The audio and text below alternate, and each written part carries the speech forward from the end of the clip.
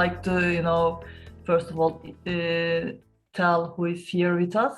And please, if you open your cameras, all the speakers. We have Luke Stapley. I guess he's not here at the moment. We have Batuhan Avucan from Turkey, Fahad Bubshait, and Reine Abbas, and Hilal. And they will all talk about their regions, and they will tell about, they will give us some insights about their regions. And first of all, I would like to tell Batuhan, what do you want to talk about? Well, thank you, Jefer, for introduction, and thanks for the amazing organizers to invite me today, and welcome all the panelists. Since the previous panelists, Babar mentioned about Turkey and the acquisitions that we had, I can talk about that a little bit, how it's moving forward in Turkey right now. Definitely. Zynga's investments helped a lot to put the eyes in Turkey, in the Turkish market, and it created a lot of opportunities for people to start in this industry, right? Otherwise, it was, okay, how do you make money with games? But one success story definitely created many success stories. But I think the real escalate came after Rolik, especially with hyper casual, because I always say this in my like sessions when I talk with people. Hyper casual's business model is pretty suitable for Turkish culture. It's I call it based on trade. You don't have to be too patient. You can see the results really fast. You can get the outcome really fast, and basically your return on investment is also pretty high, and the entry barrier is pretty low, right? If you know, I don't know, like I hear stories that, oh, I've been working, learning Udemy for six months, and I started doing my hyper casual game, maybe not even 6 months, So the entry barrier is really low. Based on my calculations, I think we have like more than 80% hyper casual studios right now. And what this created, so because we have a lot of hyper casual studios now, and they need funding, right? All the major publishers after Rolik, like Voodoo, Supersonic, Homa Games, they also put their eyes in Turkey, and they start hiring Turkish business developers as well. So the industry is not just from the perspective of game developers, but a lot of companies are hiring Turkish business developers to talk with Turkish gaming studios, right? So this even created more jobs in the industry. I see a lot of people from different backgrounds who started in the who entered the gaming industry, and from completely different background. But why is that? Because culturally we like to speak our own language. It's definitely helping with businesses to communicate better, understanding each other better, and so on. So this created right now a lot of success stories. On top of that, I know even though we are successful in hyper casual games, a lot of companies are also thinking to build casual games, mid-core games, with the funding they had from hyper casual. They want to enter this space because that's let's say every gamer's dream to make something which will last for years. So if I have to summarize, like Peak Games, Gram Games, Rolik, yes, Zynga was the early adapter of this market. They saw the let's say light. I had an actually interview yesterday with the publisher, head of publisher Bernard Kim. And then all the industry, people saw that you can make money out of that. Then the investments start coming along. We have great VCs right now just focusing on gaming and so on.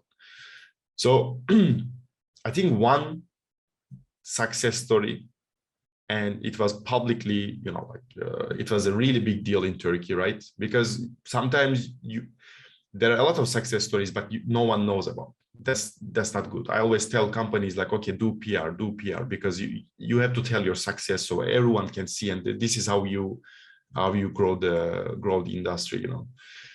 Success cases, investment coming along, hyper casual business model, which is definitely suitable for our culture.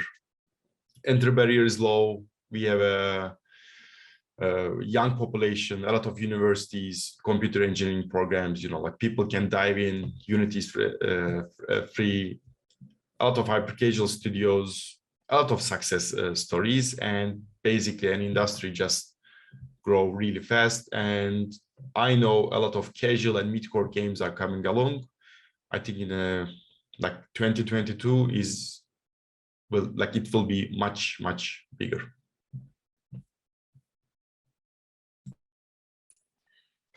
Thank you, Batuhan, for your insights. And Turkey is really growing fast, and we can see in our events that every year and every month as well.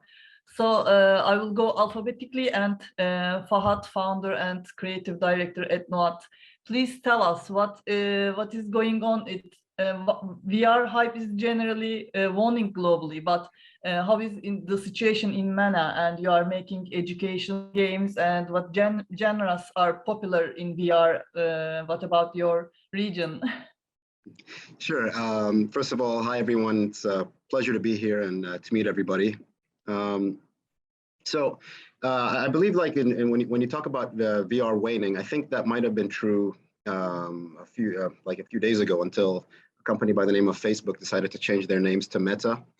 And then VR now became the next big thing. And what that means for the future, we don't know. But if a big company like that decides that that's their main focus, then there's going to be a big push into the metaverse, which is something that everyone was talking about, the reason why VR and AR technology has been created. So everybody talks about Ready Player One, and we're going to have a world like that. Whether it's good or not is a different discussion, but definitely moving towards that direction. And so I really believe that there will be a lot more investment into the immersive technology space and the VR, the AR, the XR. We as a company started, if you look at the MENA region, and how it's there, we as a company started servicing the LBE market, the location-based entertainment market, because we felt like that was a market that was ready to accept players. So you have companies like Hologate have already recorded 10 million players in their platform. So, and that's a lot, for VR and for a market like the location-based entertainment and the arcade business. So it was great. It's really a nice and enjoyable way to experience something new. But VR, because of the technology, it remained a novelty. So, would you ask people, would you rather put on a headset or go and play a mobile game or a PC or a PlayStation game? It's usually the latter. Now, they want to play games because in putting on the headset, you have less experiences and also the headache of, okay, I got to put something on my head. But we're going to see, I think, a shift to that. In terms of genres, the best and most popular game has been Beat Saber since it came out. But for kids, surprisingly, like my youngest daughter, she's 8, and she plays Job Simulator. And not only for a few minutes, because the average VR game, and people play for about 5 minutes max. We're talking until the battery dies. It's like, okay, we have to charge it and we have to go back again. And so it's like, with us, that represented a what's going on here moment, But also something for us happened while we were building games for the LBE market, was that, I noticed that my son in particular was struggling in chemistry, and so I stepped in and said, how can I help him in his test, right? And then, first question I asked was so tell me what the teacher taught you. And obviously we all know, unfortunately, all due respect to any teachers here, it's just a very boring process. We're in the 21st century. We're inundated with information, and we're getting information from everywhere. And they're still looking at the blackboard and writing things. And and nobody's paying attention. It's like, come on, do something about it. So the first question we ask is, what can we do? What can I do as a parent and with my resources beyond, paying for tutors, because that's, I think, an overkill. Everybody's doing it and you're not really getting the results. Well, but we build games and we tell stories. Can we build a chemistry game so my son can understand thermodynamics and states of matter? And so that's what we did. We built a chemistry game where we shrink him to a molecular level. We put him into an ice cube and he sees all the molecules moving around. He uses a heat gun to move them around. And now you're playing and you're repeating, because repetition is the master of skill. And so he played it, his friends played it, and they all aced their tests. They got full grades. And I'm sitting there going, so that's just by creating one game. Why isn't anybody else doing this, right? I mean, I get it. There's no money. When you look at the money in mobile gaming, when you look at the money in all types of gaming, right? It's not really heavy when it comes to thank you. I'm seeing the chat as well. I really appreciate it.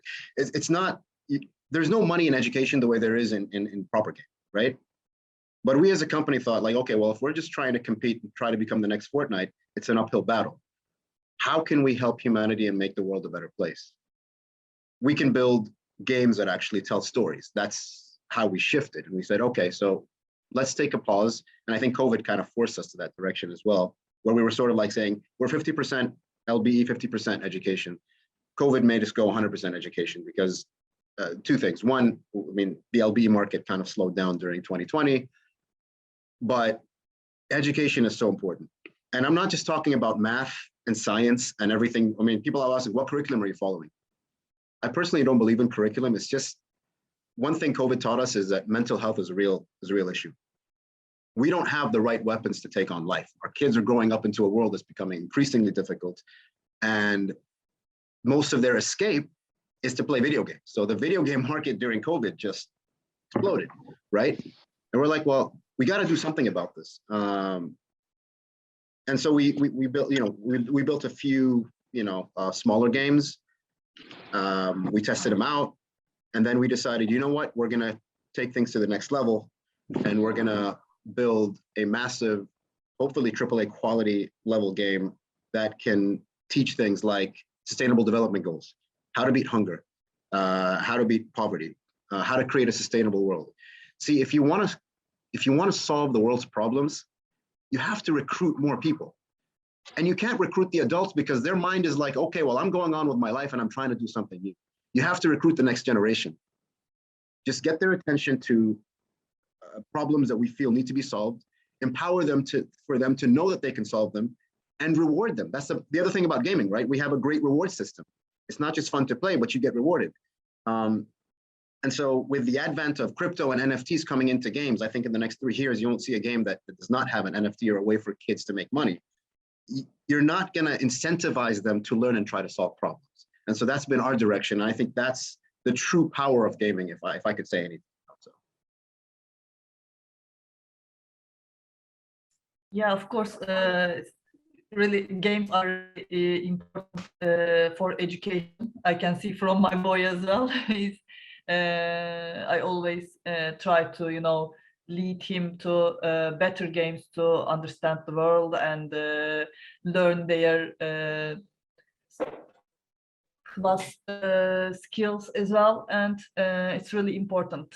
I can say that.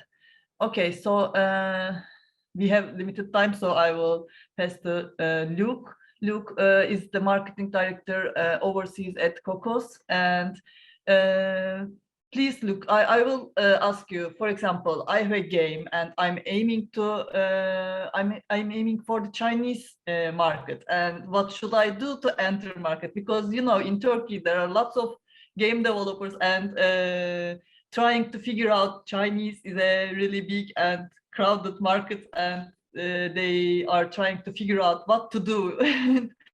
If you please give us some insights about China and how is going on, what is going on there, that would be great. Thank you. Yeah, this is like a good question. I get this a lot because people want to get into China, and unfortunately, currently, I have to tell people just don't. China's just not the place right now. I know a lot of people are wanting to come to China, but unfortunately, because of some of the rules and the laws that have happened here, I have to tell you, unless your game is a multi-million game. For example, Gardenscapes took a very difficult trial to get into the China market, and a lot of other Western games. If you're not a multi-million winner and you're making lots of money everywhere in the world, it's just not going to happen. What we've had a lot of how you get your game into China. You have to have a patent as well as a kind of a number for the government.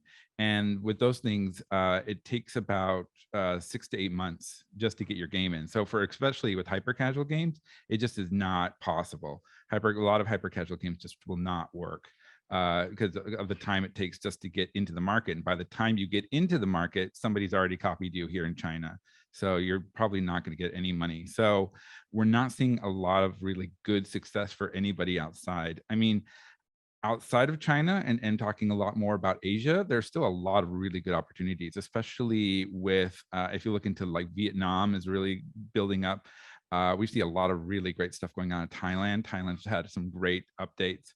And also Malaysia, we're starting to see a lot of really great things, and a lot of the gamers in Malaysia are very young, and so it gives you an opportunity to have a lot of opportunities with it. So I know sadly I wish I could give you guys more information about getting into China. If you do want to get into China and you think you really can do that, there are only a very few companies that are still doing these kind of things. You can talk to Tencent, for example, or NetEase. And there's also a couple other game. I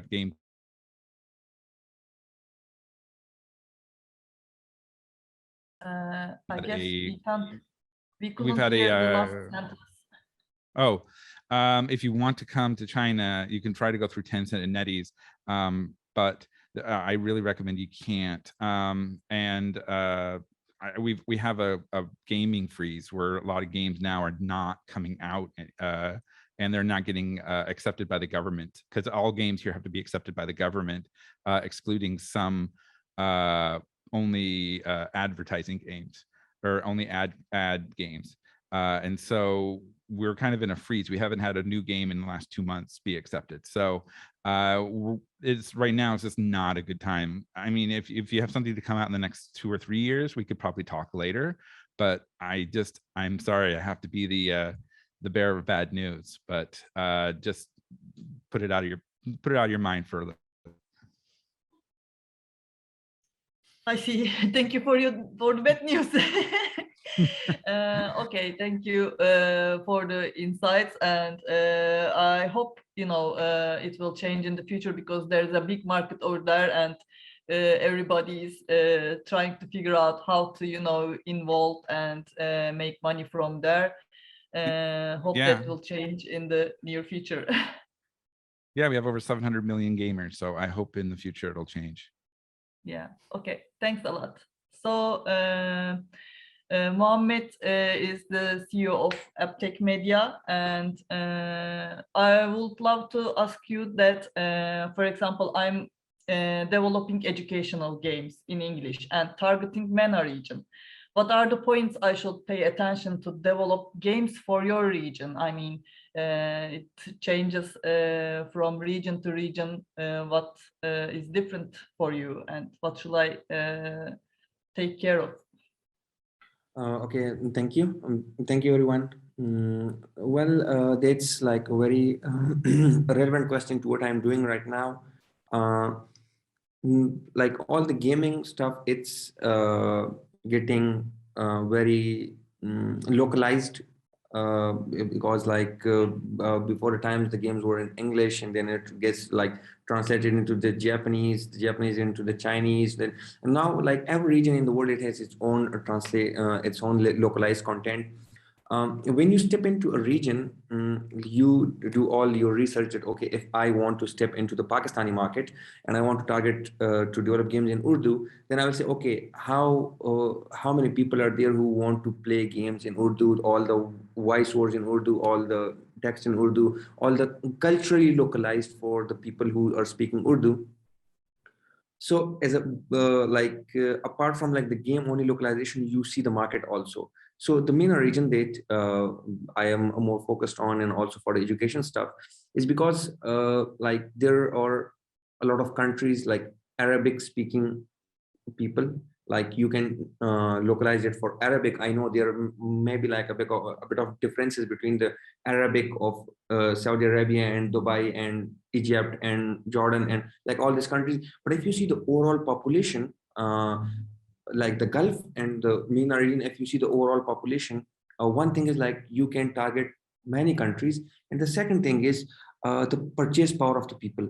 Like if you want to target Pakistan or India, and you see the purchase power of the people, like to buy the in-app purchases or buy stuff within your game, you will see like there will be within this population there will be like a very few people, or let's say a few 100,000 people who have that purchase power to purchase in-app purchase in your game. But when you go to Gulf or like Arabic speaking nation or the MENA region, the purchase power is much better than these South Asian countries. That's why like when the gaming game was all in the US, the people of US, they spend more on the games. That's why mostly people focus on the US. Then after that, like people more focus on Japan and China. And the reason is because into China, because you are targeting 1.6 billion population. The second thing is that's not like the population who have like lower purchase power. If you see like India and China both have like, I will say equally like approximate equal population, but still the games market of China is way higher, and I will say it's touching US or even crossing US in many genres. It's because like the first of all, like the smartphones availability, the people who who love to play games, and the third thing is like they love to purchase items who they love in the game. So that's why why the MENA region, not the US and the China and all those countries, because when you see the market in the US, you have like very strong competition with big players. Then you come to China, you have like you have two hurdles. One is like all the big players are there, and the second thing is it's very difficult to get into China because of the language, because of the government rules, because of like getting your game approved for the store, and also their Android stores are not open to everyone. You can only publish on the on Apple App Store. So these are all the things that if not US and China, so what's the next big market that you want to focus on? India, Brazil, Vietnam, Turkey, or MENA region? So we personally dive deep into the MENA region because of all the reasons that I said, and so far so good. So like I'll say Vietnam, Brazil, India, Turkey, and the MENA region, the next big markets to focus on. Thank you. Thank you so much. So Reine Abbas, do I spell your name right? Reine or Reine? It's Reine. Reine. So it's a French nice. word. It's a French word, means queen. Malika. Nice. Okay, Reine is CEO and co-founder of Wixel Studios and CEO and founder of Spikatech. And I want to ask you if, for example, I want to localize my game for MENA region. As far as I know, there are more than 20 languages. And, how should I start? I mean, what are you doing about those kinds of things for your cases? I think I'm the wrong person to ask me about this, because you know, all my struggle when I founded my first company in 2008, still the second business, my academy, I wanted like to not to stop localization and Arabizing the games in the region, but for me this was like one of the challenges to have really production from the region, to produce really original games from our region to compete worldwide, even to have success stories for the region. So yeah, I know it's a good business to Arabize and it's great, but for me it's one of my mission as a game developer and publisher, and especially that educate kids and teens to produce their own video games. For me, I'm not fighting this, but I'm really against this. So for me, really, it was challenging. Till now, it's challenging to have like really strong gaming industry, to have like really success stories for me, really competitive games from the region to compete worldwide on all different genres, on all the if you want, the stores, that we are still till now Arabizing and importing video games. So for me, I will not answer the question. I will give you like another question, another answer if you want. My mission now from Spikatech, the academy really, and the lab is to produce mini developers, mini independent developers from the region, really to give them the know-how. It's not only to teach them coding, to teach them the whole, like the know-how, how to produce really engaging and fun game, to teach them how to do really great and innovative and fun mechanics, and what's the difference between like designer and game designer, and all the department, and what's the game designer, and why all these like all the team is important. So the secrets of really producing, especially engaging game, because you know the players, when they want to play game, they want to like escape the reality, to go into the game and play the game, and the game should be believable. Even if it's really simple like graphics or whatever, the players should believe and should stay in the flow of the game. I think this like education, we miss this education in our region, because we don't have till now real decent education in the video games and development of the games, like in all the department, on all the aspects of really developing engaging game. And I think hopefully through my academy Spikatech, again, to produce like game designer, game developers, independent games from the region to compete really on the biggest store. So again, education is the way to put this region in the biggest industry in the world, and to create millions of jobs. I want to talk about the education games also. So my studio Wixel, we produced recently Antura wal Huruf, Antura and the letters. This game is to teach kids how to read and write in Arabic, and it was a really huge production, and we won like international, like it was international like competition, and we won from Lebanon this competition. And this game, like they are doing, this is one of my like dream, that we produce a game from here and other country will transform this game to their language. And now they are using like this game to use it like in Spain, in UK, and to do it to their Arabic. It's not Arabizing, it's UKizing and Spaining. I don't know how to say it, but they are like really doing this game in their language to teach their kids how to read an Arabic in their language. So it was one of my dreams to do this, to shift this reality and to produce really successful games from the region, and other countries to take these games and to do it to their language. So that's why I was the wrong person to answer this question, and I will still fight to have decent education in gaming, to teach kids, and especially young people, young youth in our region, to give them this education. Because for me, it's not only you give them this lifetime kit, because they will, giving them the chance to have share from the biggest industry in the world. Not only this, you are teaching them like creative thinking, critical thinking, problem solving. And for me, this education, game development and game production will like change the mindset of our youth. And for me, if really we teach young people at young age to produce their own products, especially with the game, you can change this mindset, and you can create a really strong mindset. So for me, it is a fight. It is a fight really to produce and to create success stories from the region, and really, again, engaging and fun games. And this is the secret. And this is where I'm like putting all my experience I had with Nintendo, with Digipen, with Warner Brothers, all these years before I become an entrepreneur, and all of my experience with Wixel Studios, my first business. We produced a lot of games and it was successful. So all this experience, and also I'm a university teacher, so these like two words, I'm mixing these two words in my academy for years now. And now we are in the region, we scaled already, we are in KSA and in Bahrain and hopefully we'll scale more in the region, really to have success and engaging games from the region. That's great, thank you.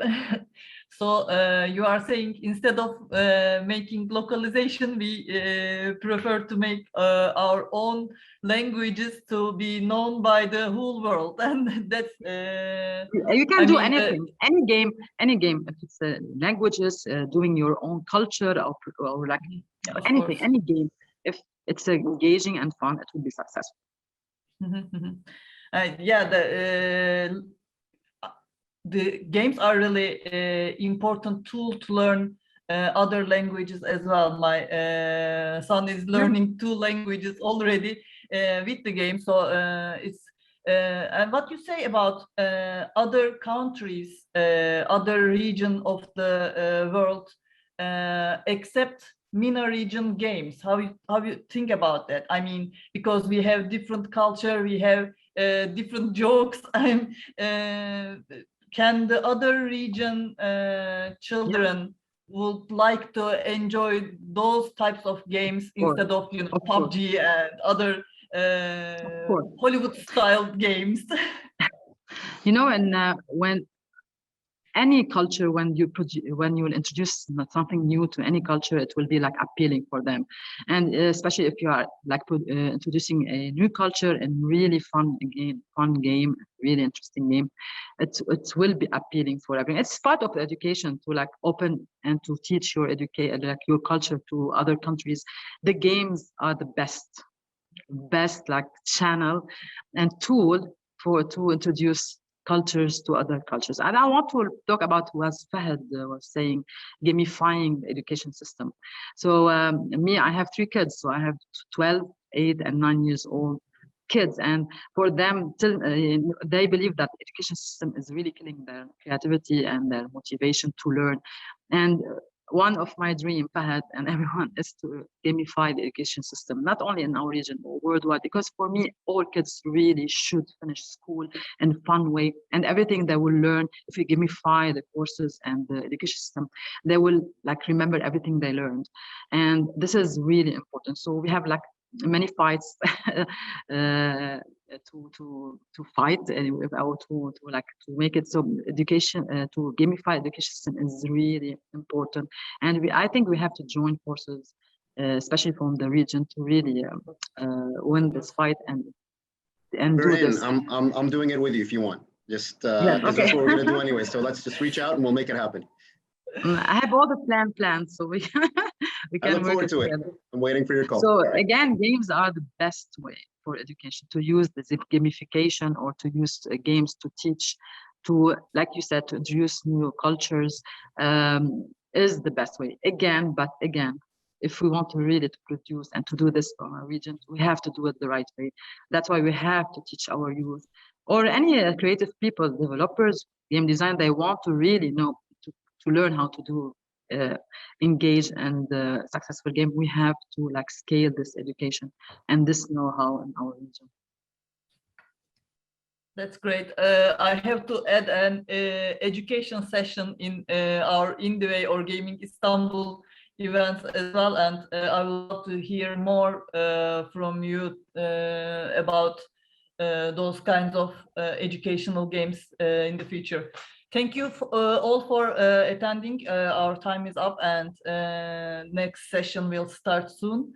Samar, Thank you so much, Jevher. And I think, all of you guys, whatever you were saying, it was music to my ears, because this is exactly why we are doing what we're trying to do, increase the knowledge around this, trying to bring more people to learn as fast as possible and as much as possible. And I'm so glad to see the collaborations happening already. So Reine, Jevher, Fahad, Batuhan, everybody here who is working in the region. Okay, Luke mentioned to us China is a bit closed right now in certain aspects, but open in other aspects. So we've got to work together, absolutely. And we would love to do that. So we'll be in touch in future also, and looking forward to seeing some fruitful collaborations happening between all of us, all of you guys as well. So thank you very much for your time. Thanks, everyone. It's a pleasure to be here. Thank you so much. Thank you.